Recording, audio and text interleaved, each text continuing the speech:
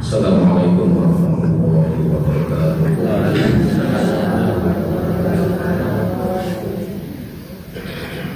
Ya Rabbi Mustafa Baligh maqasidana waghfir lana ma madha ya wasi'al karami.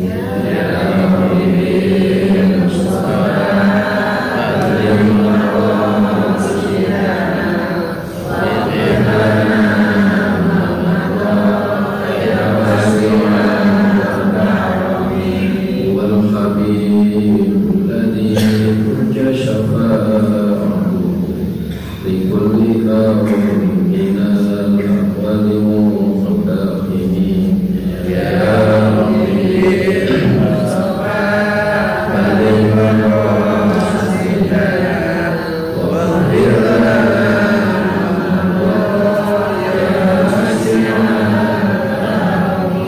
مولاي صل وسلم دائما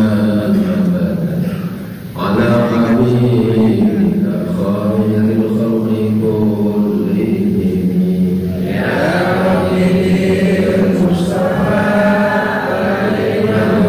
مقاصدنا واغفر لنا ما مضى يا واسع الكرم. الفاتحة. أعوذ بالله من الشيطان الرجيم. بسم الله الرحمن الرحيم. الحمد لله رب العالمين الرحمن الرحيم مالك يوم الدين. إياك نعبد وإياك نستعين اهدنا الصراط المستقيم صراط الذين أنعمت عليهم غير المغضوب عليهم ولا الضالين. بسم الله الرحمن الرحيم. الحمد لله رب العالمين والصلاة والسلام على أشرف الأنبياء سيدنا محمد وعلى آله وصحبه أجمعين. سبحانك لا علم لنا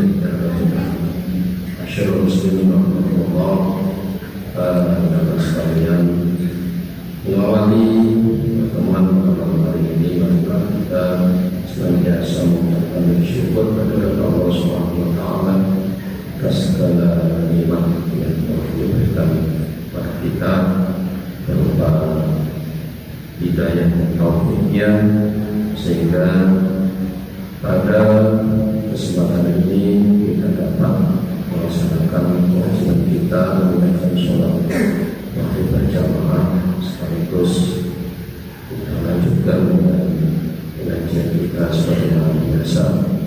Mudah-mudahan kehadiran kita pada malam hari ini senantiasa menjadi amal ibadah kita dan dicatat sebagai amal soleh di sisi Allah Subhanahu wa Ta'ala. Para jamaah sekalian, marilah kita lanjutkan makalah berikutnya pada bab 10.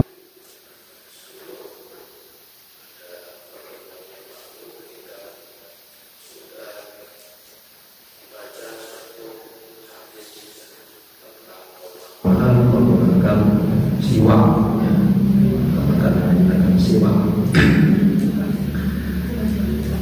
di mana keutamaannya baik dari sisi jasmani maupun dari sisi rohani.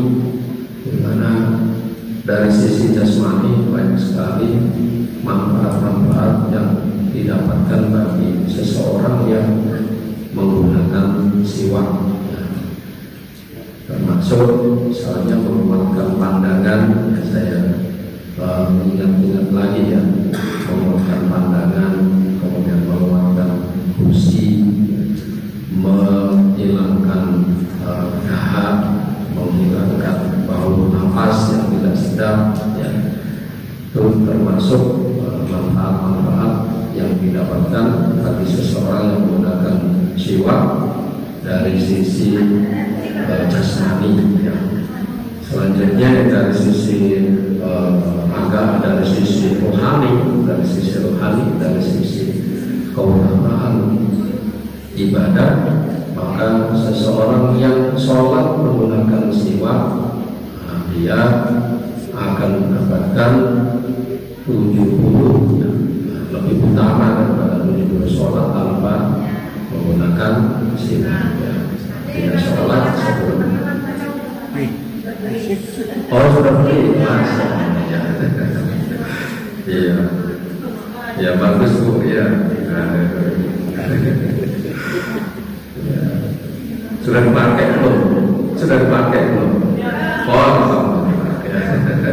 berarti ngajinya nggak sia-sia itu ya, ngajinya nggak sia-sia, langsung dipraktekkan, beli ya, gitu. COD ya bu ya.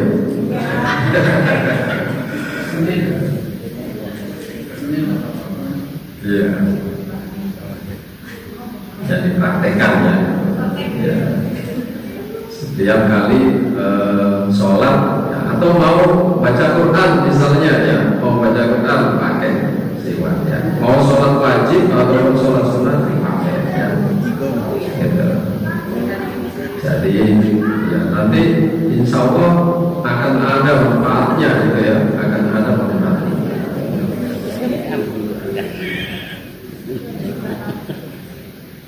Bismillahirrahmanirrahim ya. Wal maqalah tsaniyah, maqalah yang kedua, qala Abu Bakar As-Siddiq radhiyallahu anhu, berkata Abu Bakar As-Siddiq radhiyallahu anhu, semoga Allah meridhai Abu Bakar As-Siddiq. Ma min 'abdin razaqahu Allahu asyra khisalin illa waqad naja minal afati wal afati kulliha.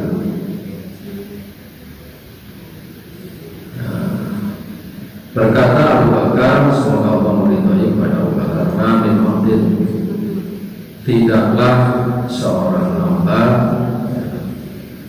maka Allah razaqahu, Allah akan memberikan rizki kepadanya, ya, memberikan rizki kepadanya, kepada seorang hamba tadi, asyra khisalin, akan 10 keadaan, akan 10 hal, illa waqad naja, kecuali seorang hamba tadi benar-benar selamat minal afati, dari penyakit, dari apa namanya, halangan, dari ujian, dari bencana, wal ahadi, dan sesuatu yang merusak ya. Sesuatu yang merusak itu apa ya? Wabah ya, wabah kuliah semuanya. Yang dimaksud dengan al-ahad itu adalah waya fil asli ma yusiru syar'a. Ahad itu adalah menurut arti yang asal ya, menurut arti yang asal, ada sesuatu yang merusak tanaman. Yang merusak tanaman itu berarti apa? Hama ya. Jadi ada seseorang hamba, apabila dia diberikan rezeki oleh Allah ya, berupa 10 macam rezeki ini, maka dari pemberian Allah itu akan bisa menyelamatkan dia, apa itu, dari berbagai macam bencana, berbagai macam ujian, berbagai macam penyakit. Yang pertama adalah wasorofi darujatil mukarrabin. Nah, hamba yang diberikan rezeki tadi itu akan menjadi seorang hamba yang menempati kedudukan fi darujatil mukarrabin, di derajatnya orang-orang yang dekat kepada Allah ya. Apa mulianya seorang hamba ini menjadi seorang yang didekatkan oleh Allah, dekat kepada Allah. Wa nala darajatal muttaqina, dan mendapatkan derajat orang-orang yang bertakwa ya. alladzina taraku syahawati nafsi wajtanabul manhiyah, yaitu orang-orang yang meninggalkan keinginan atau syahwat-syahwat hawa nafsu wajtanabul manhiyah, yaitu orang-orang dan orang-orang yang meninggalkan larangan-larangan. Yaitu orang-orang yang pertama itu adalah orang-orang yang meninggalkan keinginan hawa nafsunya dan meninggalkan larangan-larangan Allah. Ya.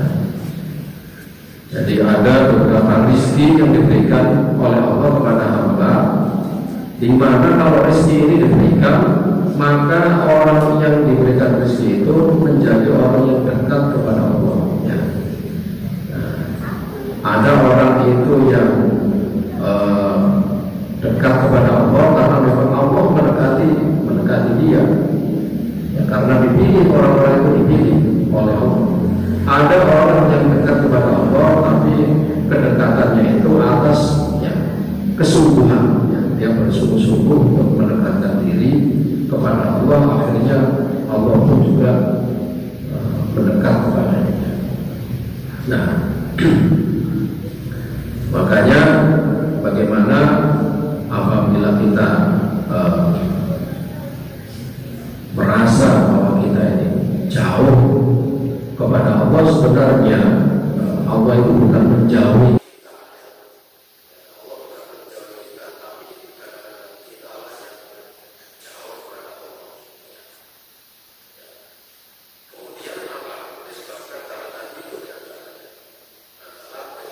Meninggalkan keinginan-keinginan hawa nafsunya dan tidak meninggalkan atau menjauhi larangan-larangan. Ya. Yang pertama, awaluhan sidqun daimun ma'ruf qalbun qadiyun. Yang pertama adalah di antara 10 keadaan tadi itu sidqun daimun, kejujuran. Sidqun sidik itu jujur, benar. Ya. Di antara sifat Nabi itu adalah yang wajib dimiliki oleh Nabi adalah sidik, ya, yaitu kejujuran. Sidik memiliki apa yang disampaikan itu adalah pasti benar, ya. Dan iman yang kekal, ya, senantiasa menjaga kejujurannya, senantiasa menjaga apa yang disampaikan itu adalah kebenarannya.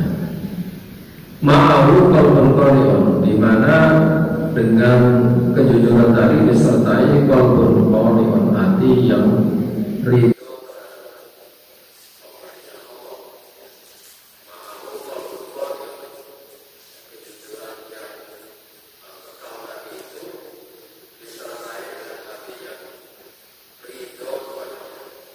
Ridho terhadap segala sesuatu yang sudah dibagi, ya, rodin bil kismati, ya, ridho rela terhadap pembagian. Ya. Fasidqul lisani, maka kejujuran lisan, awalus sa'adati, termasuk merupakan awal dari keberuntungan, kebahagiaan. Jadi kalau kita ingin bahagia, begitu istilahnya. Kalau kita ingin bahagia, kalau kita ingin memiliki kebahagiaan, maka berusahalah kita senantiasa jujur, berusahalah kita senantiasa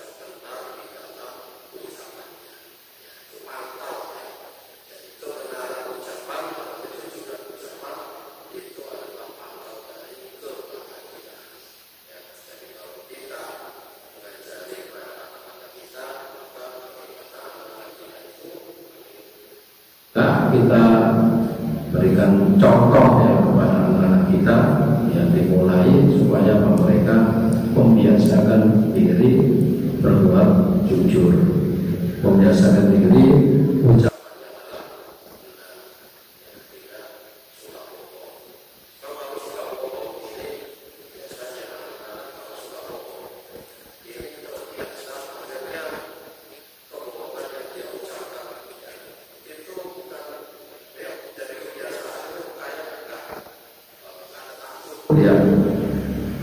yang suka bohong karena sering terbiasa ditanya padahal dia bohong. Nah, dia santai aja jawabnya salah gitu ya. Beda anak yang tidak biasa bohong, dia gemeter. Biasa bohong, dia ditanya, tidak diinterogasi gitu ya, maka dia apa? Gemeter ya, karena tidak terbiasa. Nah, tapi beda anak yang sudah terbiasa melakukan kebohongan, maka dia tidak merasa bersalah, tidak merasa berdosa. Apa yang dia ucapkan itu baik itu di hadapan orang tuanya maupun di hadapan orang lain ya, di hadapan gurunya misalnya. Itu anak di sekolah itu banyak yang begitu ya. Itu yang pengalaman, wah ini anak suka bohong ini ya. Ya. Jadi tidak ada rasa takutnya. Nah, karena apa? Karena tidak dimulai dari kebiasaannya sebelumnya. Di mana itu menjadi dalam keluarga ya. Di keluarga orang tuanya suka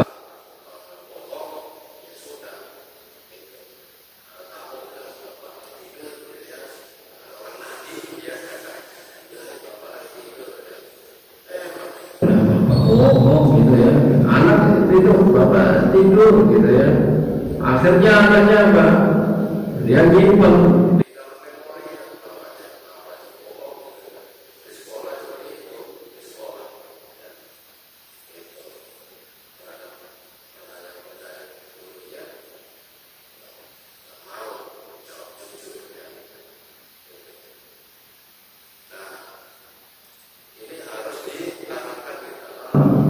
keluarga kita, mulai dari kebiasaan kita menjadi teladan bagi anak kita. Mangkol kasih keturuh kalau sodiku, barang siapa yang sedikit kejujurannya ya. Mangkol kasih keturuh, barang siapa yang sedikit kejujurannya kalau sodiku, maka dia akan sedikit kawannya ya. Tuh, mencari kawan yang benar-benar jujur itu saya pernah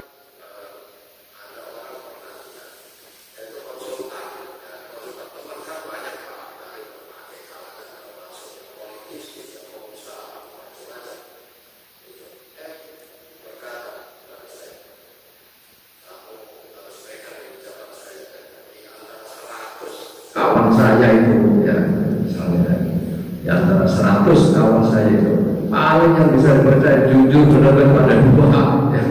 Yang 98% itu jangan dipegang sepenuhnya omongannya dan gitu ya. Ya, itu pengalaman seseorang itu ya selama dia menjadi konsultan itu terhadap kolega-koleganya, baik itu dari kalangan politisi maupun dari kalangan jabat ya, dari kalangan pengusaha itu menyimpulkan seperti itu, yang benar-benar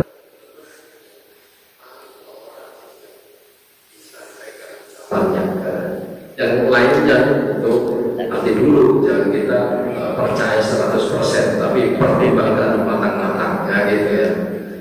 Nah, jadi kalau siapa yang sedikit kejujurannya maka sedikit pula apa kawannya ya.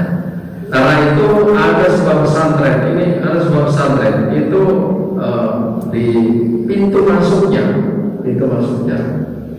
itu ada tulisan begini, bahasa Jawa ya, biasano kulinano pengucapmu podo karo karapiati ya.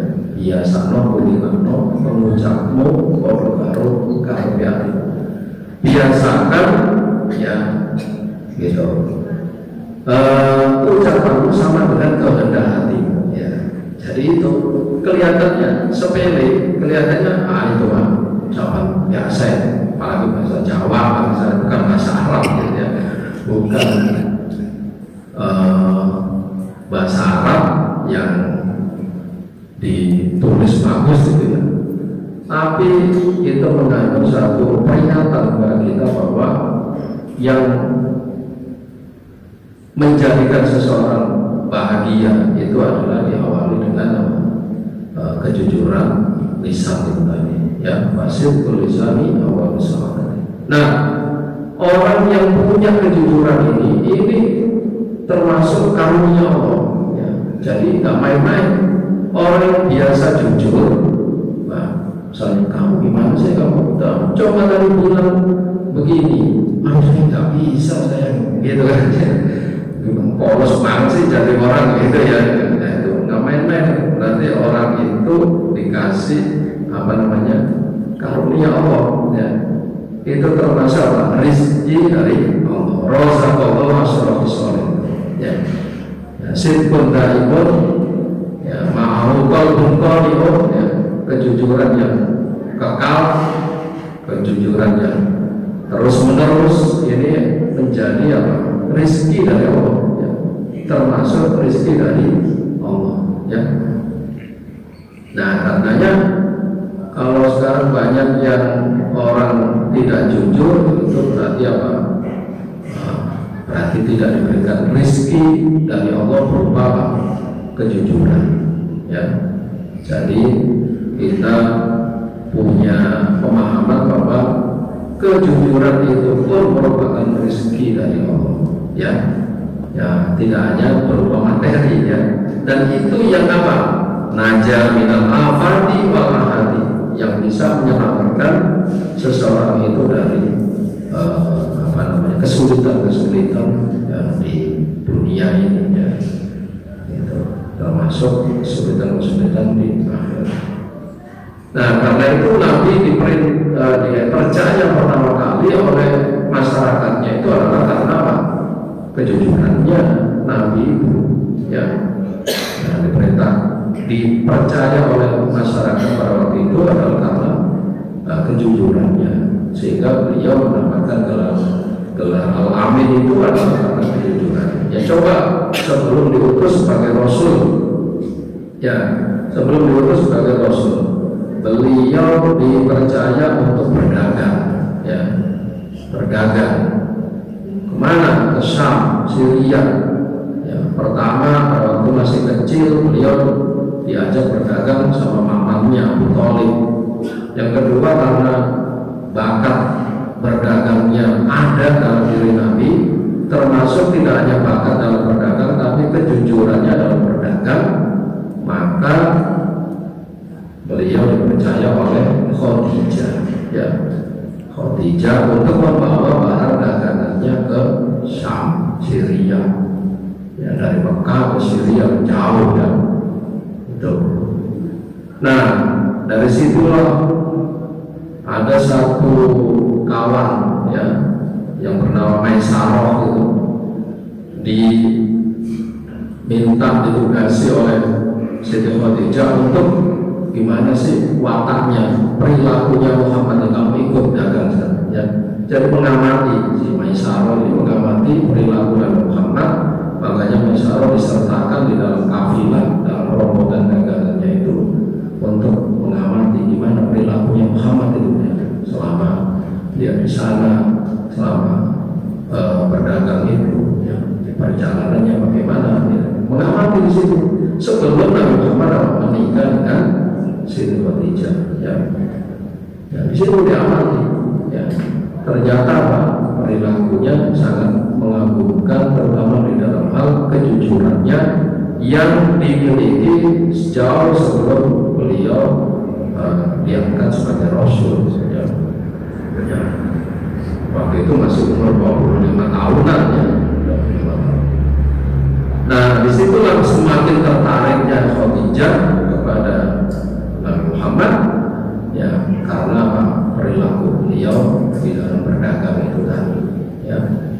Mana ada orang ini dagangannya begini, sekarang ini dagangan saya ini ya harganya sekian ya, dengan kejujurannya. Kalau mau dikasih apa namanya untung ya silakan kasih untung berapa ya gitu. Saya bawa dagangan ini dari Khadijah, ini harganya sekian ya gitu. Bukan kemudian beliau nyari untung sendiri, misalnya Khadijah ini harganya Muhammad 25.000 misalnya terus nanti Muhammad mantap dagangannya ingin nyari untung sendiri ya, jual dengan harga yang lebih tinggi dari itu misalnya. Udah ya, gitu.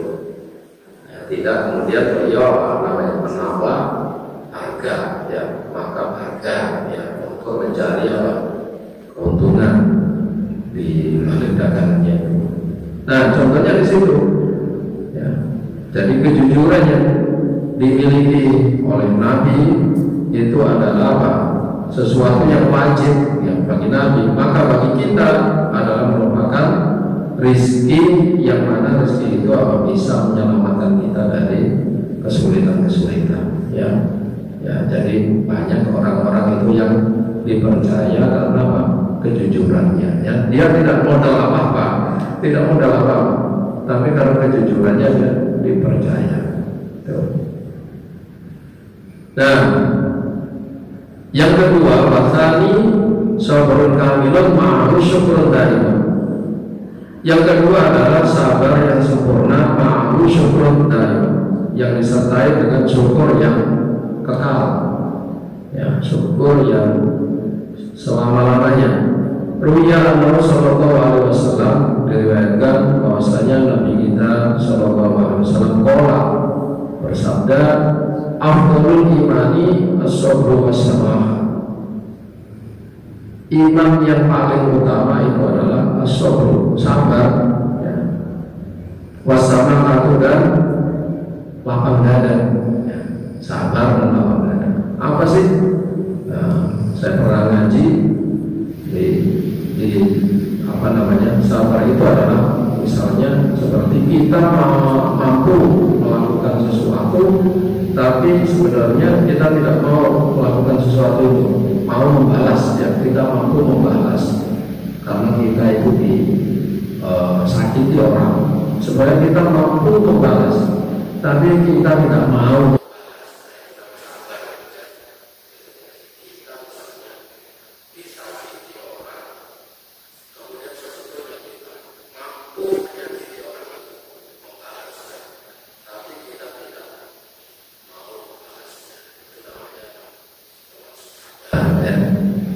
Nah, betapa perlu sampai pahalanya itu ya, inna ma yuwaffas sabiruna ajrahum bighairi hisab. Sesungguhnya orang-orang yang sabar itu pahalanya tidak lain adalah surga bighairi hisab, tanpa hisab, ya, ya tanpa hisab. Dan itu sulit sekali, ya, sulit sekali. Sabar yang sempurna disertai dengan syukur yang kekal. Rawahu Daimah. Warunya Nabi sallallahu alaihi wasallam, dan diriwayatkan bahwasanya Nabi sallallahu alaihi wasallam qala, nikmat silahul mu'mini as-sabr wa du'a. Sebaik-baik senjatanya seorang mukmin adalah sabar dan doa. Ya, jadi doa silahul mu'min. Doa itu adalah senjatanya orang mukmin. Itu. Nah, jadi jangan menyepelekan apa itu doa, ya. Usaha misalnya 99%, yang 1% itu adalah doa, maka meskipun usaha kita sudah 99% sudah hampir goal, sudah hampir jadi, tapi kalau tidak ada doa yang 1% itu biasanya gagal, ya. Gagal gara-gara apa? Gara-gara tidak berdoa, ya. Sedikit aduh hampir aja, kan suka begitu, ya. Hampir aja dan berhasil, ya kalah lagi gitu, ya. Ibaratnya kalau main bola itu udah di injury time, ya, udah mau menang, gak taunya apa, kebobolan, ya. Kebobolan di detik-detik terakhir, ya. Ya, jadi doa itu ibaratnya seperti itu. Senjata yang paling baik bagi seorang mukmin itu adalah sabar dan doa. Wa qala sayyidi Syekh Abdul Qadir Al-Jilani, berkata Syekh Abdul Qadir Al-Jilani, qaddasallahu sirrahu, ya, Syekh Abdul Qadir Al-Jilani berkata, kaifa yasunu minka al-ujub, bagaimana engkau bisa menjadi orang yang baik sementara dalam diri kamu itu ada timbul ujub. Ujub itu membanggakan diri sendiri. Jadi kalau misalnya kita beramal baik, jangan sampai amal baik kita itu membuat kita merasa bangga. Ya, kalau kita merasa bangga dengan amal baik kita, maka kebaikan kita itu akan hilang. Ya. Nah, di sini bagaimana kamu dianggap baik sementara dari diri kamu itu ada sifat ujub, ya, membanggakan diri sendiri. Fi amalika, di dalam amal-amalmu, wa ru'yati nafsika, dan melihat diri kamu fiha, di dalam amal-amal itu, ya. Nah, melihat bahwa amal-amal yang kita lakukan ini adalah merasa bahwa itu adalah atas usaha atau usaha kita, jerih payah kita, ya. Tidak, kesemuanya itu adalah akibat dari pertolongan Allah. Itu wa talabul ahmadi, dan menuntut ganti alaiha, atas amal-amal.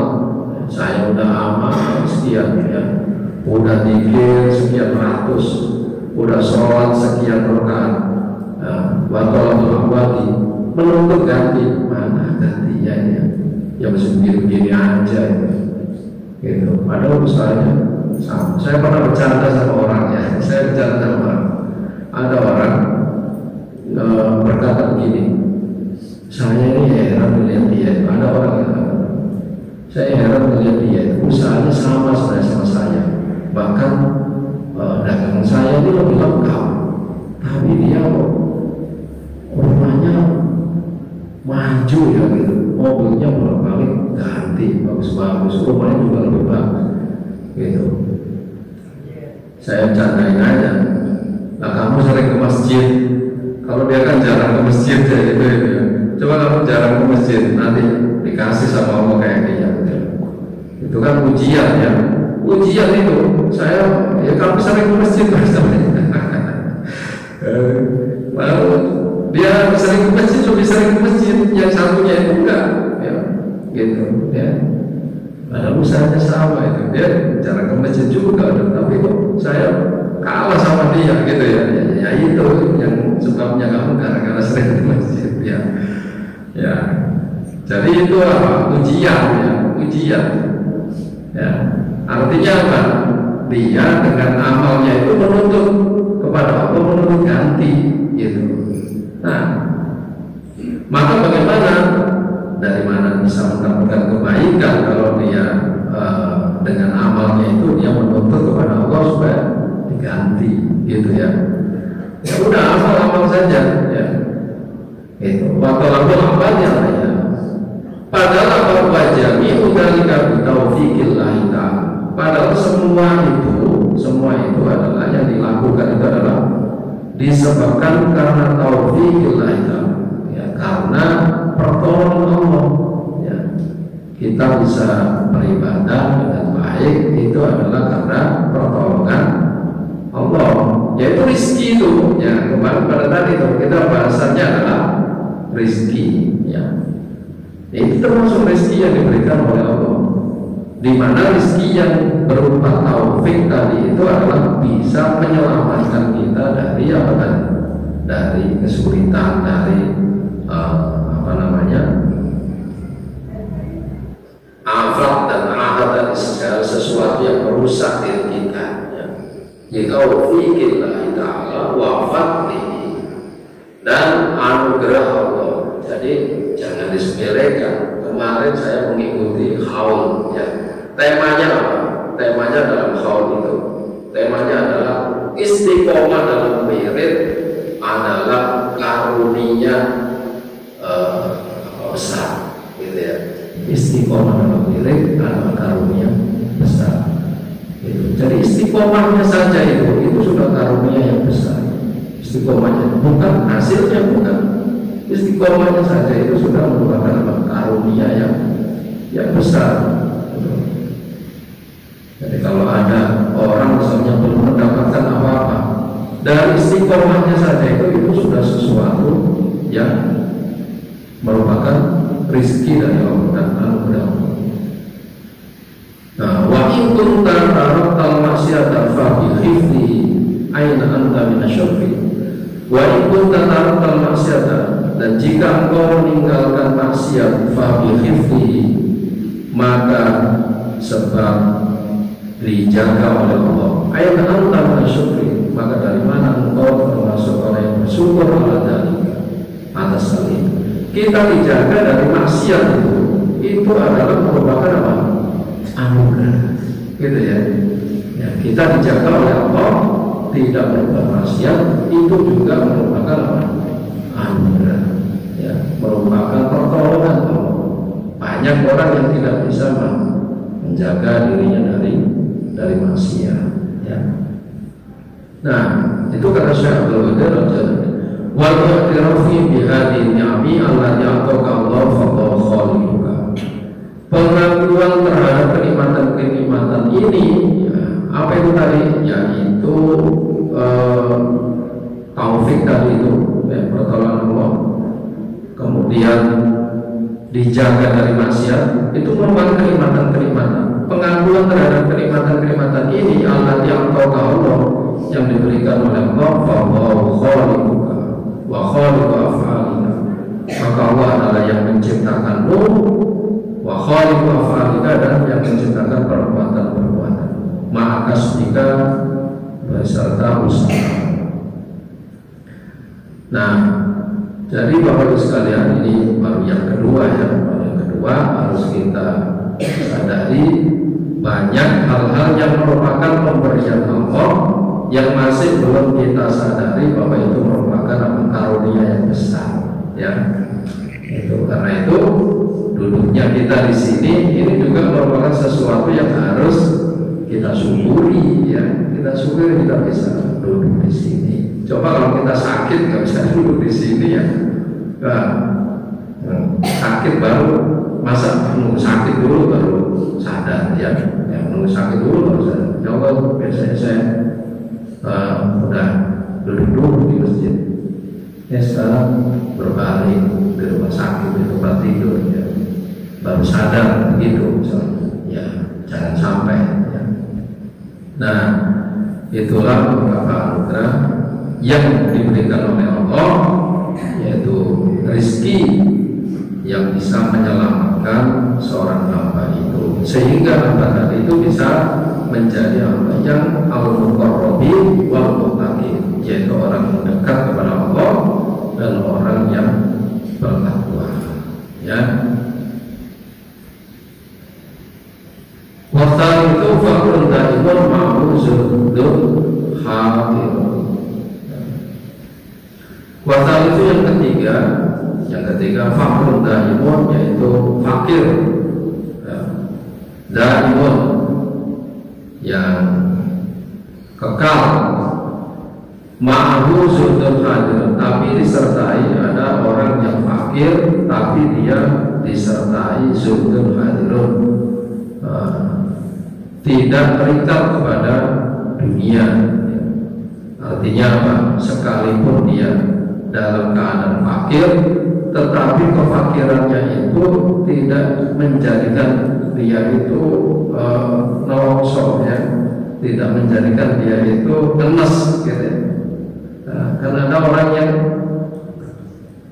fakir kemudian tenes, dia makin apa? Makin terasa sakit, ya, makin terasa menyakitkan, gitu. Nah, itu yang ketiga, ya, yang ketiga. Tapi di sini masih ada hadisnya, masih ada penjelasannya. Baik, nah, baik, Bapak sekalian, yang waktu sudah bisa, ya, mudah-mudahan kita senantiasa menjadi hamba Allah yang mendapatkan pertolongan dan senantiasa bersyukur terhadap rezeki yang kadang-kadang kita tidak menyadari bahwa itu sesungguhnya adalah rezeki yang besar yang diberikan oleh Allah pada kita, yang bisa menyelamatkan kita di dunia dan akhirat dari berbagai macam kesulitan. Wallahu a'lam bishawab. Mari kita tutup sama-sama baca doa. Bismillahirrahmanirrahim. Subhanakallahumma wa bihamdika asyhadu an la ilaha illa